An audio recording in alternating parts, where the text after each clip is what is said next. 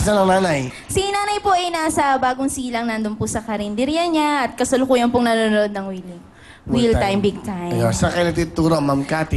Nagtuturo po ako sa San Bartolome High School ng first year special science class. Alright. May asawa Apo. na ba kayo, ma'am? Dalaga pa, no? Opo, single po. May boyfriend? Wala po. Wala. Bakit naman, ma'am? Kasi po, sa ngayon, ang priority ko po ay tumulong sa family ko. Tsaka isa pa po, masyado po akong nagiging abala sa trabaho. At isa pa rin po doon kasi since ako po yung panganay sa 10 magkakapatid, gusto ko pong maging role model po sa mga kapatid ko. Asan po kayo? Opo. Panganay kayo sa 10? Opo. Ilan na nakatapos? Sa ngayon po, ang bunso namin ay 5 years old. So, Ilan na kayo nakagraduate? nakagraduate po sa college, 2 pa lang po. 2 pa lang. Kasi yung pangatlo po medyo nagbulakbol po, tapos huminto po sa pag-aaral. Okay. Yung pang-apat naman po, which is yung lalaki namin sa So, unang 2 lang kayo pamilya. nakatapos? Opo. Alright, sige. Pakilala nyo sino kasama nyo? Pinapakilala ko po sa inyo ang aking gwapo at napakabait na tatay na si Tatay Edgar. Tatay Edgar, magandang gabi po. Ako naman po. Kamusta po kayo? Ako naman. Okay.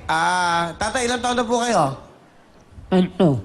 52 po. 52 na po. Kayo po ba nasa bahay lang o may pinagkakalibangan kayo? Nagtatrabaho po ba kayo? Opo. Ano po? Sa ilahan. Sa school ba lang, pare mo? Opo, kasi medyo po may diferensya sa Okay. pagsasalita si Okay. tatay.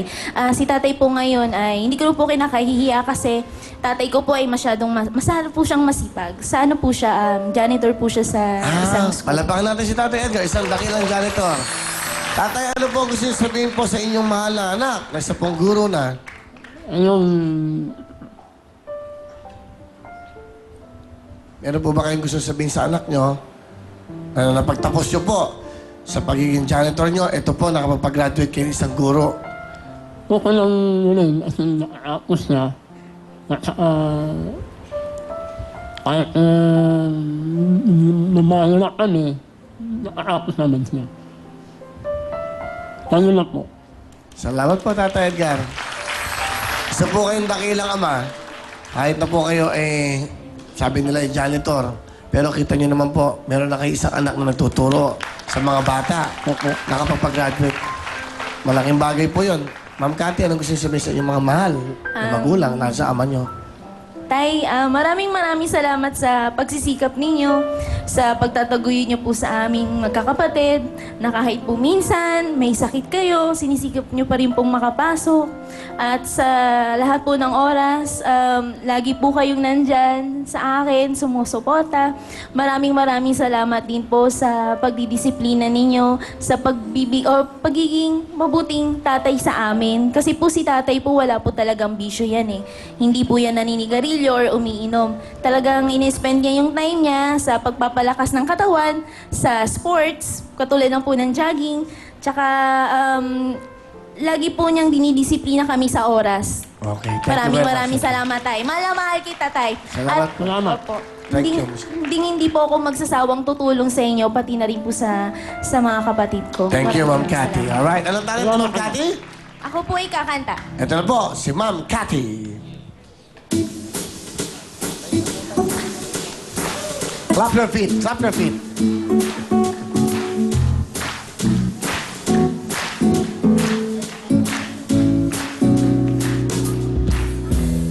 Puso ko ba ang halana? Marahil ikaw ay nagtataka.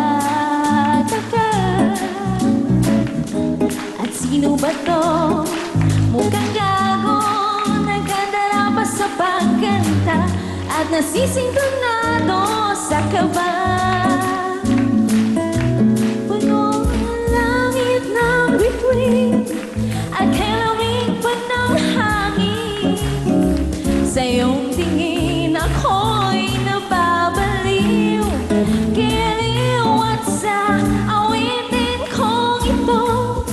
Sana'y maibigan niyo, ibubuhos ko ang buong puso ko.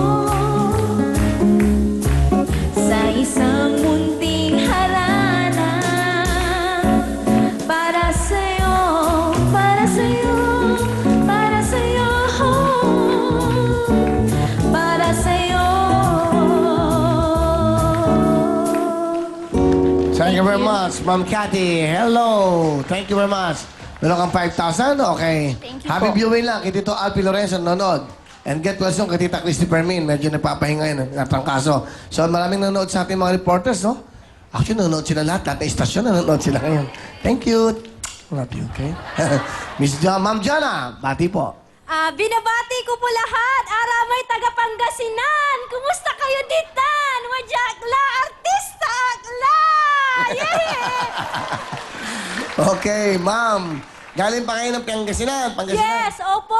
Galing pa po ako ng Pangasinan nung Will, nung in-announce po sa TV na Pretty Teachers. lagi ko po kasing pinapanood na sabi ko, sana po lumabas po ang kategory na preschool teacher.